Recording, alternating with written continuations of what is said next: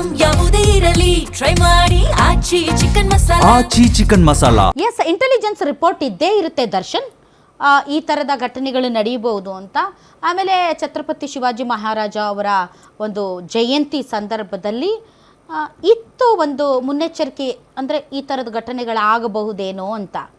But ಎಲ್ಲೋ ಒಂದು ಕಡೆ ಗೃಹ ಇಲಾಖೆ ಬಗ್ಗೆ ಎಲ್ಲರೂ ಪ್ರಶ್ನೆ ಇಡ್ತಾ ಇದ್ದಾರೆ. ಸ್ವತಃ ಎಸ್ ಪಿಗೇನೆ ಕಲ್ಲು ಒಗ್ದಿದ್ದಾರೆ. ಎಸ್ ಪಿಗೆ ಏನು ಕನಸು ಬಿದ್ದಿತ್ತ ಅವ ನಮಾಜ್ ಮುಗಿಸ್ಕೊಂಡ್ಬಂದು ನನ್ನ ತಲೆ ಮೇಲೆ ಒಗಿತಾನಂತೇಳಿ ಇರಲ್ಲ.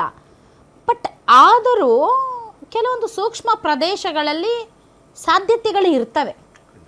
ಎಲ್ಲ ಒಂದು ಕಡೆ ಗೃಹ ಇಲಾಖೆ ಇಂತಹ ಮೆರವಣಿಗೆಗಳಿಗೆ ಆಸ್ಪದ ಕೊಡೋದು ನೋಡಿ. ಚಿತ್ತಾಪುರದಲ್ಲಿ ಎಷ್ಟು ದೊಡ್ಡ ರಾಮಾಯಣ ಮಾಡಿದ್ರೆ RSS ಪಥಸಂಚಲನಕ್ಕೆ, ಹೌದಾ? ಏನು ಹೇಳ್ತೀರಿ ಮೇಡಮ್? ಈ ರೀತಿ ಘಟನೆಗಳಲ್ಲಿ ಈ ಕೃತ್ಯದಲ್ಲಿ ಯಾವನೇ ಭಾಗಿಯಾದರೂ ಆತನ ನಾನು ನೇರವಾಗಿ ದೇಶದ್ರೋಹಿ ಅಂತ ಹೇಳ್ತೀನಿ. ಭಾಳ ಮುಖ್ಯವಾಗಿ ನೀವು ಇಂಟೆಲಿಜೆನ್ಸಿ ಮತ್ತು ಪೊಲೀಸ್ ಡಿಪಾರ್ಟ್ಮೆಂಟ್ ಅಂತ ಕೇಳಿದ್ರಿ. ಆ ಪಾಪಿಗಳು ನೋಡಿದರೆ ಪೊಲೀಸ್ನವ್ರ ಮೇಲೆ ಗುರಿಯಾಗಿಸಿ ಕಲ್ಲು ಹೊಡೆದಿದ್ದಾರೆ. ರಕ್ಷಣೆ ಕೊಡೋಕ್ಕೆ ನಿಂತಂಥ ಪೊಲೀಸ್ ಮೇಲೆ ಅವರೊಂದು 8 ಜನ ಮೇಲೆ ನಿಂತಂಥವರು. ಅವರ ಉದ್ದೇಶ ಎಂಥ ವಿಕೃತಿಯಿಂದ ಕೂಡಿತ್ತು. ಇಲ್ಲಿ ನಾನು ಧರ್ಮ ತೆಗೆದುಕೊಂಡು ಬರೋದೇ ಇಲ್ಲ.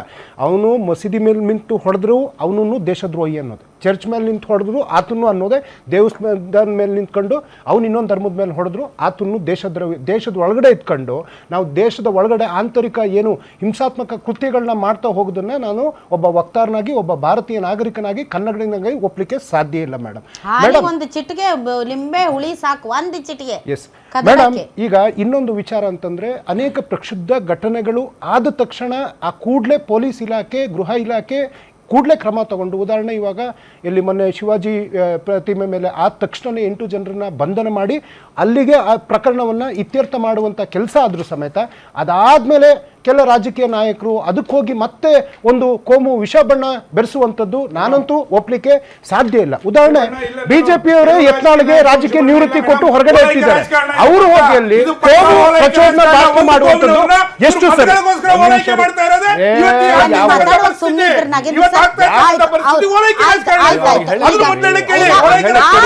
ನೀವು ಮಾತಾಡುವಾಗ ಅವ್ರು ಸುಮ್ಮನಿದ್ರು, ಅವ್ರನ್ನ ಮಾತಾಡಕ್ ಬಿಡ್ರಿ. ನಾಗೇಂದ್ರ ಅವರೇ ಅವ್ರ ಟೈಮ್ ನೀವು ಕಸಿ. ಮೇಡಮ್, ನಾನು ಇಲ್ಲಿ ಯಾರನ್ನೂ ಓಲೈಕೆನೂ ಮಾಡಲಿಲ್ಲ ಮೇಡಮ್. ನನ್ನ ಪ್ರತಿ ಮಾತಿನಲ್ಲೂ ನನ್ನ ನಾಲಿಗೆಯಲ್ಲಿ ಹಿಡಿತಾ ಇದೆ.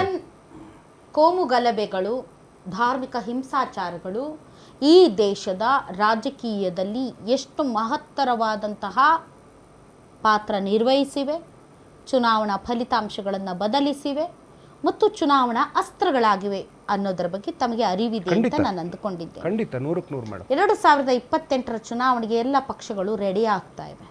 ಈಗಾಗಲೇ ಜನಾಭಿಪ್ರಾಯ ಮೂಡಿಸುವಂತಹ ಬೆಳವಣಿಗೆಗಳು ನಡೀತಾ ಇದೆ. ಗುಪ್ತಚರ ಇಲಾಖೆಯಿಂದ ಈ ರೀತಿಯಾದಂತಹ ಬೆಳವಣಿಗೆಗಳು ಜಾಸ್ತಿ ಆಗ್ಬೋದು ಅನ್ನುವಂತಹ ಮಾಹಿತಿ ಇದೆ. ಸೊ ಅದೆಲ್ಲದಕ್ಕೂ ಅವಕಾಶ ಮಾಡಿಕೊಡ್ಬೇಕಾ? ಖಂಡಿತ ಇಲ್ಲ. ನಾನು ಹೇಳಿದ್ನಲ್ಲ ಮೇಡಮ್, ನಾನು ಕೆಲವೊಂದು ಹಿನ್ನೋಟಕ್ಕೆ ಹೋದರೆ ಮೇಡಮ್, ಕೆಲವೊಂದು ಕೋಮು ಗಲಭೆಗಳು ಈ ರಾಜ್ಯ ಮತ್ತು ದೇಶ ಕಂಡಿದೆ. ಉದಾಹರಣೆ ಬಾಬ್ರಿ ಮತ್ತು ಶ್ರೀರಾಮ ಮಂದಿರದ ಗಲಾಟೆ ಆಗಿರ್ಬೋದು, ಗೋಧ್ರಾ ಹತ್ಯಾಕಾಂಡ ಆಗಿರ್ಬೋದು, ಅಥವಾ ಕರ್ನಾಟಕದ್ದು ದತ್ತಪೀಠ ಬಾಬಾ ಬುಡನ್ಗಿರಿ ವಿಚಾರ ಆಗಿರ್ಬೋದು, ಅಥವಾ ಹುಬ್ಳಿ ಈದ್ಗಾ ಮೈದಾನದ ವಿಚಾರ ಆಗಿರ್ಬೋದು. ಏನಿಲ್ಲ 1.5-2-3 ತಿಂಗಳು ಕರ್ಫ್ಯೂ, ಅಲ್ಲಿಗೆ ಗೋಲಿಬಾರ್ ಆಗುವಂಥದ್ದು, ಸಾವಿರಾರು ಜನ ಈ ದೇಶದಲ್ಲಿ ರಕ್ತದ ಕೋಡಿ ಹರಿಸಿ ಸತ್ತೋಗಿದ್ದಾರೆ. ಆದರೆ ಕರ್ನಾಟಕ ಉರ್ದು ವಾರ್ತೆ ದೆಹಲಿಯಲ್ಲಿ ನಡೆದ ಒಂದು ನಿಮಿಷ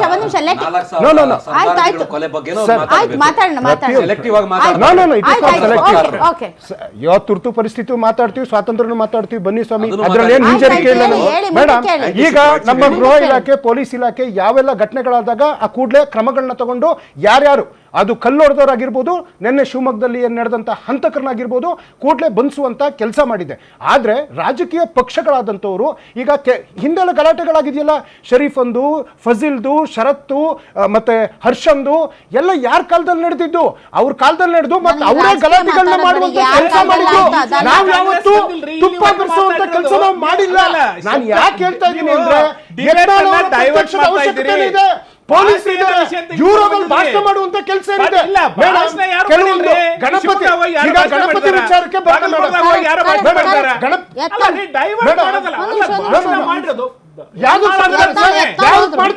ಸತ್ತವ್ರ ಮನೆಗೆ ಅವ್ರ ಮಕ್ಕಳನ್ನ ಕಳ್ಸಿಕೊಡ್ತಾರೆ. ಈಗ ಹುಡುಗ ಸತ್ತಿದನ್ರಿ, ಅವ್ರ ಮನೆಗೆ ಈಶ್ವರಪ್ಪ ಅವ್ರ ಮಗನ ಕಳ್ಸಿಕೊಡ್ತಾರೆ. ಮಗ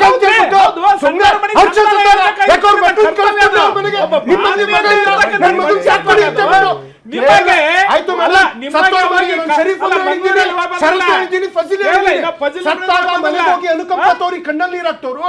ಆ ಬೂದಿ ಚಿತೆ ಆರು ಮುಗಿದ ತಕ್ಷಣ ಮನೆ ಕಡೆ ಹೆಜ್ಜೆನೂ ಹಾಕ್ಲಿಲ್ಲ, ಒಂದು ಉದ್ಯೋಗ ಕೊಡಿಸ್ಲಿಲ್ಲ. ಎಷ್ಟು ದಿನ ಈ ಪ್ರಚೋದನೆ ಮಾಡ್ತೀರಾ? ನಮ್ಮ ಕರ್ನಾಟಕ ಶಾಂತಿಯವನ ಶಾಂತಿಯ ತೋಟ ಅಂತ ನಾವು ಬದುಕ್ತವ್ರು.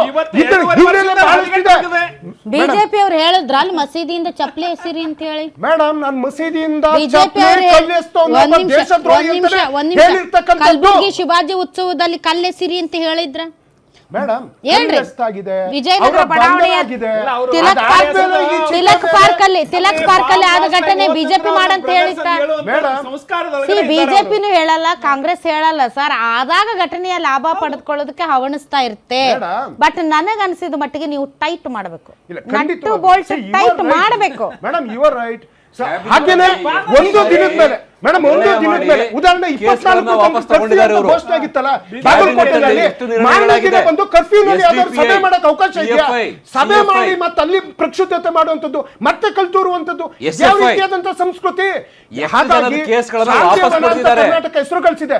ಮತ್ತೆ ರೌಡಿಗಳ ಬಗ್ಗೆ ಮಾತಾಡಿದ್ರು ಮೇಡಮ್. 20,000 ಜನ ರೌಡಿಗಳನ್ನ ಅವ್ರ ಕೇಸ್ಗಳಿಂದ ಖುಲಾಸ ಮಾಡಿ ಬಿಟ್ಟು ಕಳ್ಸಿದ್ರಲ್ಲ, ಇವ್ರಿಗೆ ಯಾವ ನೈತಿಕತೆ ಇದೆ?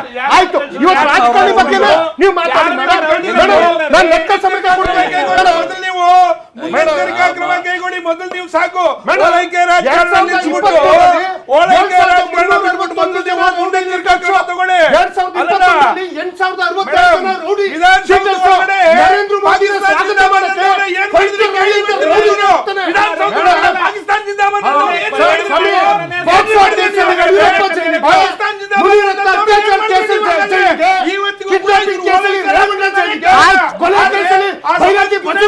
ಭಾಸ್ಕರನ್ ಏನ್ ಹೇಳ್ತಾರೆ?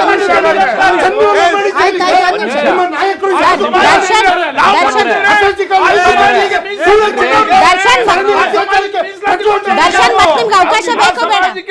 ಅವಕಾಶ ಮತ್ತೆ ಬೇಕಾ ಬೇಡ? ಒಂದ್ ನಿಮಿಷ ಸಾದಿಕ್ ಪಾಷಾ ಅವರು. ನಿಮ್ಮೂರಿನಿಂದ ವಿಶ್ವ ಮಟ್ಟದವರೆಗೆ ರಾಜಕೀಯ, ಸಿನಿಮಾ, ಸ್ಪೋರ್ಟ್ಸ್ ಯಾವ ಸುದ್ದಿಯೂ ಮಿಸ್ ಆಗಲ್ಲ. ಬರೀ ಸುದ್ದಿಯಷ್ಟೇ ಅಲ್ಲ, ಜೊತೆಯಲ್ಲೇ ಇರುತ್ತೆ ವಿಶ್ಲೇಷಣೆ. ಗ್ಯಾರಂಟಿ ನ್ಯೂಸ್ ನ ಸಬ್ಸ್ಕ್ರೈಬ್ ಮಾಡಿ, ಫಾಲೋ ಮಾಡಿ, ಕ್ಷಣ ಕ್ಷಣದ ಅಪ್ಡೇಟ್ಸ್ ಪಡೆಯಿರಿ.